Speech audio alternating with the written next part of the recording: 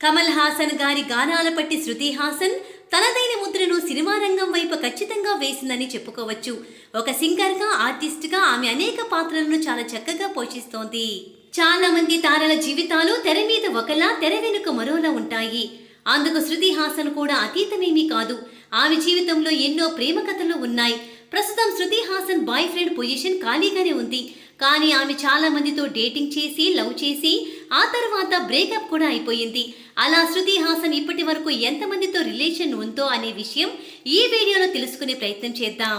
శృతి హాసన్ 2010లో సిద్ధార్థ ప్రేమలో పడింది.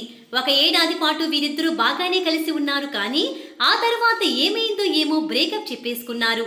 ఆ తర్వాత ధనుష్తో 2011 నుంచి 2012 వరకు ప్రేమాయణం కొనసాగించింది. కానీ అప్పటికే వివాహమైన ధనుష్తో వారి బంధం కొన్నాళ్ల పాటు మాత్రమే బాగుంది. ఆ తర్వాత ఏడాది నాగ చైతన్యతో కొన్నాళ్ల పాటు ప్రేమాయణం సాగించింది. కేవలం తన చెల్లిని ఒక ఈవెంట్ నుంచి పికప్ చేసుకోలేదనే ఒక కారణంతోనే నాగ చైతన్యకు Shruti Haasan breakup చెప్పేసిందట.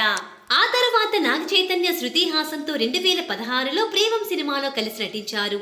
2014లో Suresh Raina Chennai super Kings కి ఆడే సమయంలో క్రికెట్ గ్రౌండ్లో శృతి హాసన్ ఉంటే తనకు గెలుపు ఖాయమన్న విధంగా వారి మధ్య బంధం ఉండేదట. కానీ ఆ తర్వాత కొన్ని రోజులకే వారి మధ్య సఖ్యత కుదరలేదని అప్పట్లో వచ్చిన వార్తల సారాంశం. 2016 నుంచి 2019 వరకు 3 ఏళ్ల ప్రేమ మైకేల్ కార్సెల్పై గట్టిగా ఉండేదట శృతికి. తన జీవితంలో ఎక్కువ కాలం మైకేల్తోనే ఉంది. అతన్ని పెళ్లి చేసుకోవాలని కూడా ఉంది అని ఆమె పలుమార్లు తెలిపింది.